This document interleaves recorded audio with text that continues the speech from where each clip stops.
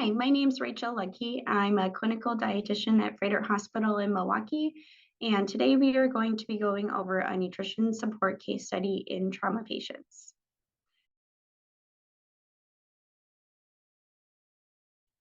Today our patient is Mr. S, and he is a 27-year-old male that presents to our hospital with gunshot wounds to his left clavicle, right thigh, and abdomen. Mr. X was taken emergently to the operating room for an exploratory laparotomy, splenectomy, and 40 centimeters of his jejunum were resected. And his intestine was very inflamed, so he was left in discontinuity. And discontinuity just means that his intestines could not be reconnected. Patients often are left in discontinuity just to avoid further contamination during surgery and to focus on other areas that might be more important during the surgical process. It's also noted that Mr. S, his abdomen was also left open after the surgery just because it was too swollen to close and had a lot of edema. So later on in this admission, the surgeons will go back in and close his abdomen when the swelling goes down. So Mr. S will remain on the ventilator after his surgery because there are plans in the coming days to go to the operating room pretty frequently here. So now that we know Mr. S is going to be on the ventilator for quite a while, we need to get him some form of nutrition. On our initial assessment of Mr. S, we find that he is 81 kilograms. He has a stable weight history as well, no weight loss or weight gain recently. And he is 6 feet tall or 187 centimeters. His family reported that he had great intake before coming in and he has no food allergies. Now that we have our initial data collected, we can start to calculate Mr. S's nutritional needs. To calculate Mr. S's needs while he's on the ventilator, we are going to use the Penn State equation. Many facilities have the Penn State equation built into their medical record or some kind of Excel spreadsheet that calculates the equation very quickly based on the data put in. But for the purposes of this video, we will go over what the equation encompasses and what all the values mean. So the Penn State equation is calculated using Mifflin-St. Jeor multiplied by 0.96 times the measured VE multiplied by 31 plus the Tmax multiplied by 167 minus 6,212. The measured VE or minute ventilation that we use in this equation is the measurement of the volume of inhaled and exhaled air over a 60-second period. Or in simpler terms, it just means how hard the patient is working to breathe on the ventilator. And this is important to nutrition because patients who are working harder to breathe are burning more calories. So we want to account for that when we're calculating our calorie range. The measured VE is typically found in a patient's chart wherever other respiratory or ventilator values are documented, usually in a flow sheet or a progress note. Mr. S's VE is 6, and a normal measured VE is about 4 to 6. The Tmax that's used in the Penn State equation is called the patient's maximum temperature that's taken over a 24-hour period. And this is measured in degrees Celsius. And this is important to nutrition because the higher a patient's body temperature, the more calories they're going to be utilizing as well. Mr. S's maximum temperature is 38.7 degrees Celsius. So now that we have those two components, we need to calculate Mr. S's Mifflin-St. Jeor equation, so we can use that in the Penn State equation. The Mifflin-St. Jeor equation is 5 plus 10 times the patient's weight in kilograms, plus 6.25 times height in centimeters, minus 5 that's multiplied by the patient's age, which is listed on our screen. Using Mr. S's data, we will take 5 plus 10 times 81 kilograms, plus 6.25 times 187 centimeters, minus 5 times his age of 27 years, and that will give us 1,848 calories. Now we will take this 1,848 calories and plug this number along with our Tmax and our measured VE into our Penn State equation. So listed on the screen, you can see the math laid out. We are taking our 1,848 multiplied by 0.96, and then we are going to multiply the measured VE of 6 by 31, and then we are going to add that by his Tmax of 38.7 multiplied by 167, and then we are going to subtract 6,212, which gives us our total calories of 2,195. Now we want to give ourselves a calorie range to work with when calculating our nutrition support regimen. So we are going to take about 100 calories less and 100 calories more than that to give us a range of about 2,000 to 2,300 calories.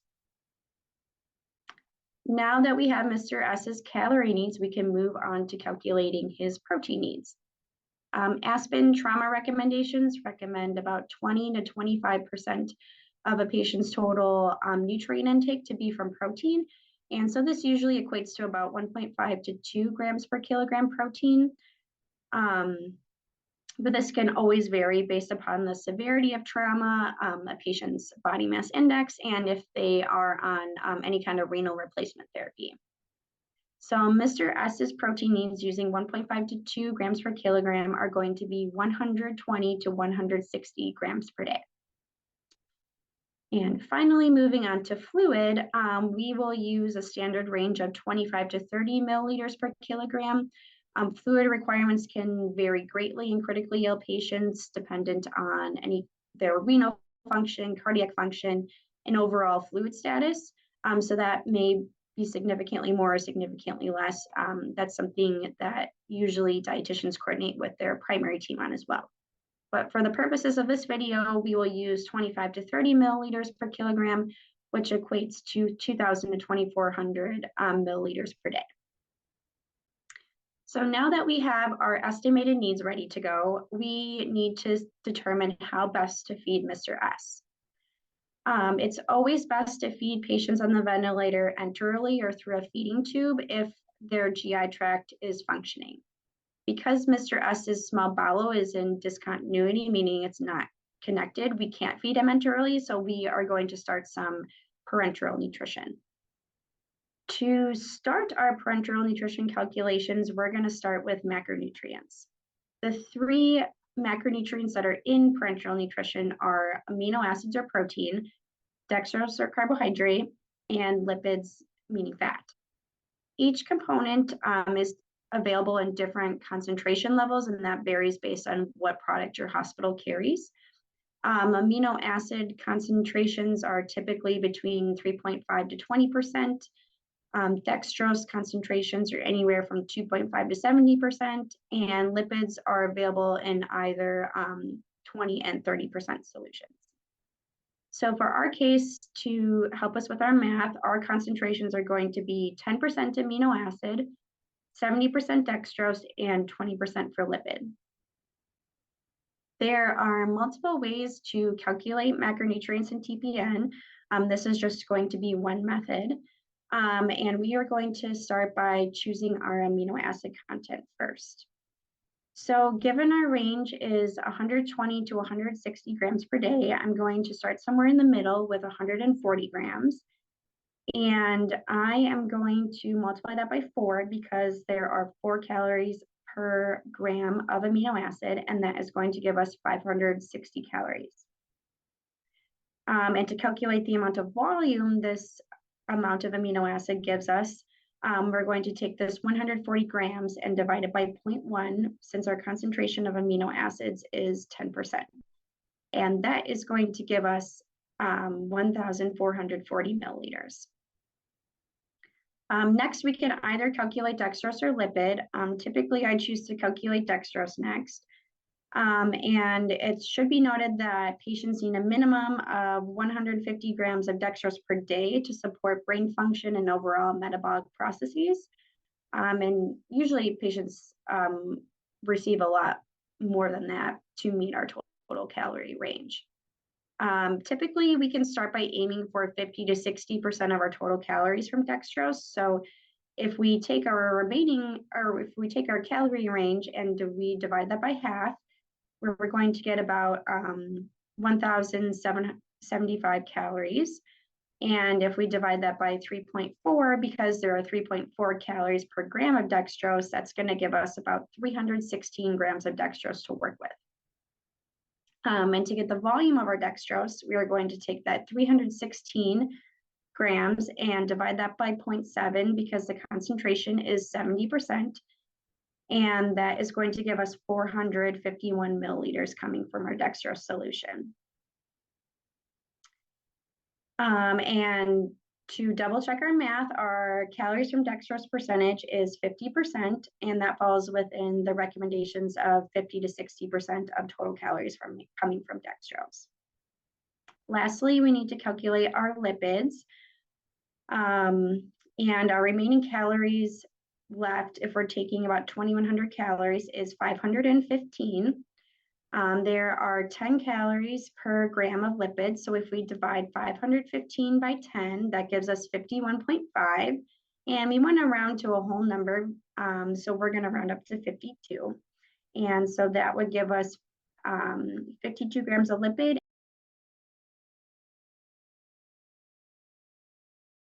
And since our lipid solution is 20%, we are going to take that 52, divide that by 0.2, and that is going to give us 260 milliliters towards our total volume. There are multiple methods for dosing lipids in TPN. One recommendation is below 30% of total calories coming from lipid or under 1 gram per kilogram per day. But the minimum amount of lipid you need to give a patient is 100 grams per week to prevent any kind of essential fatty acid deficiency, which we are well over that with Mr. S's TPN. Other things we might want to consider when we're thinking about lipids is if a triglyceride is over 400, we would want to start without lipid in the TPN to not contribute to that level rising.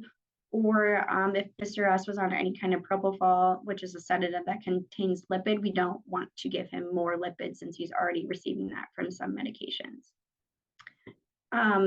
So to make sure we're giving Mr. S enough lipids, we're going to take our 52 grams and divide that by his total weight of 81 kilograms, and that gives us 0.6 grams per kilogram per day. So that's under the dosing recommendation of 1 gram per kilogram per day. So our total calories end up being 2,155.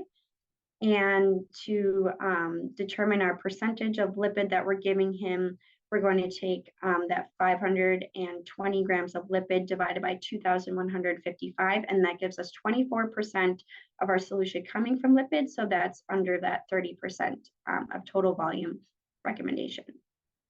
So now that we have our macronutrients calculated, we'll need to make sure our glucose infusion rate is within the recommended range. The glucose infusion rate is a measurement of how quickly a patient receives dextrose. In stable patients, the GIR glucose infusion rate recommendations are 4 to 7 grams per kilogram per minute. And in critically ill patients, it's recommended to be below 4 because critically ill patients usually have some degree of insulin resistance. So to calculate our GIR, we're going to take our 316 grams of dextrose and multiply that by 1,000 to get our grams to be milligrams. And then we're going to divide that by 1,440 because there's 1,440 minutes in 24 hours. And then we're going to divide that by 81 because Mr. S is 81 kilograms. So our GIR turns out to be 2.7 milligrams per kilogram per minute, which is with under that 4 recommendation.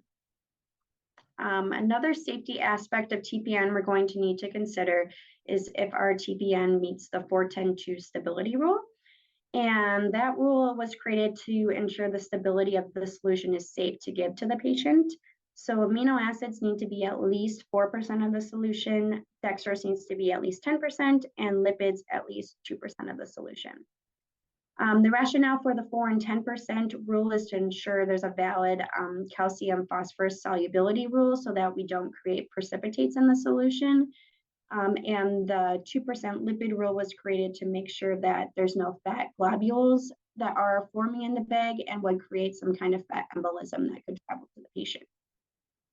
So to ensure our solution meets these rules, we are going to take our macronutrients and divide that by the total volume. So we are going to take 140 grams of our amino acid, divide that by 2,155 milliliters, and that gives us 6%. So that is above that 4% rule. Then for dextrose, we're going to take our 316 grams of dextrose, divided by 2,155 for our volume, and that gives us 14%. So that's above the 10% rule. And then we are going to take our 52 grams of lipid and divide that by 2,155 milliliters, our total volume. And that is going to give us 2%, which falls right at that 2% recommendation range. So now that our solution is stable and safe for our patient, macronutrient-wise, we can move on to our electrolytes. So we are going to assume for the purposes of this case study that Mr. S, his labs are all within normal limits. He has a normal renal function and he's not having any significant GI losses that would alter his electrolytes. So the electrolyte requirements for adults are listed on the screen, as well as the available salts that we can put in our TPN. So it should also be noted that amino acids do contain about 1 milliequivalent per liter. So not all patients need additional acetate in their TPN unless they're having some kind of renal dysfunction, if they have chronic metabolic acidosis or any kind of GI loss. They might need some extra acetate from that. As a starting point, we are going to use phosphorus to meet our requirements there first. So in order to meet our phosphorus requirements, we're going to choose 30 millimoles of potassium phosphate, and that's going to give us 30 millimoles of phosphorus and 45 milliequivalents of potassium. And that's because 1 millimole of potassium phosphate gives us 1 millimole of phosphorus and 1.5 milliequivalents of potassium. So now we need an additional 35 milliequivalents of potassium from an additional salt. So to meet the rest of our potassium needs, we can add 35 milliequivalents of potassium chloride, and that will give us an additional 35 milliequivalents of potassium and 35 milliequivalents of chloride, because there is 1 milliequivalent of potassium and 1 milliequivalent of chloride in each milliequivalent of potassium chloride. Now that our phosphorus and potassium requirements are met, we can move on to our sodium requirements, which are 1 to 2 milliequivalents per kilogram per day. And to meet this with Mr. S, we are going to give him 40 milliequivalents of sodium chloride and 50 milliequivalents of sodium acetate, giving us a total of 90 milliequivalents of sodium altogether, which is within our recommended range. To meet our magnesium and calcium requirements, we will put 10 milliequivalents of magnesium sulfate and then 10 milliequivalents of calcium gluconate in the bag. To meet the patient's micronutrient needs, we will add in 10 milliliters of a multivitamin and then 1 milliliter of a trace element product to make sure we're meeting 100% of the RDAs. So after our TPN solution is created, it'll be dispensed and hung and given to Mr. S and run over a 24-hour period. After about 7 days of frequent operating visits, Mr. S was able to have his intestines reconnected or be in continuity, and his abdomen was eventually closed. So now that Mr. S has a functioning GI tract, we can transition off of our TPN and then start some tube feeding to utilize his GI tract. Typically, we will want to keep our TPN going while we initiate enteral nutrition, just to make sure Mr. S tolerates it and continues to get a solid source of nutrition until his tube feeding ramps up to full a little bit. So usually what we will do at our hospital is cut our TPN macronutrients down to about half of the patient's nutritional needs and start increasing our tube feeding during the first day. And then hopefully during the second day, Mr. S will be pretty much towards his core to tube feeding, and we can stop that TPN bag. This practice varies from clinician to clinician and facility to facility as well. So Mr. S has a nasogastric tube, so we can start his tube feeding and review how to calculate that. So just to refresh ourselves, we calculated his nutritional needs as 2,000 to 2,300 calories per day, 120 to 160 grams of protein a day, and 2,000 to 2,400 milliliters of fluid a day. So to pick our formula, we are going to pick a formula that's higher in protein because he has elevated needs given his trauma, and we don't want to use a lot of protein packets just because those can sometimes be missed and that adds more work onto nursing. So we're going to choose a polymeric high protein formula, and our formula is going to have 1 calorie per milliliter, 63 grams of protein per liter, going to be 84% free water, and we are going to need 1,500 milliliters to meet the RDIs for vitamins and minerals. So to start, we will pick the middle of our calorie range again. We're going to do 2,100 calories, and we are going to divide that by 24 hours since it's a 1 calorie per mil formula, and that is going to give us 87.5 milliliters per hour. And because this is an off number, we are just going to round that to 90. And to get our total calories, we are going to take the 90 mils per hour multiplied by 24 hours per day.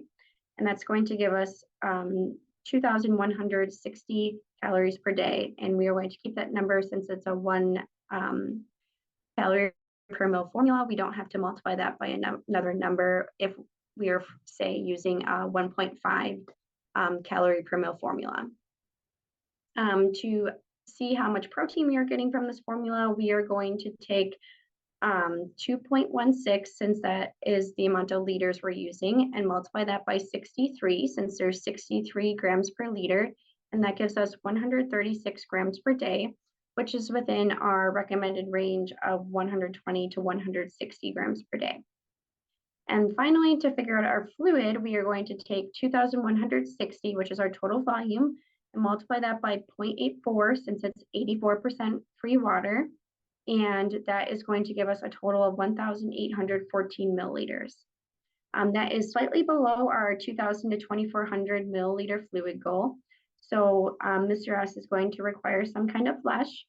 And to get that, we are going to pick a total fluid need of 2,100 milliliters, since that's somewhere kind of in the middle.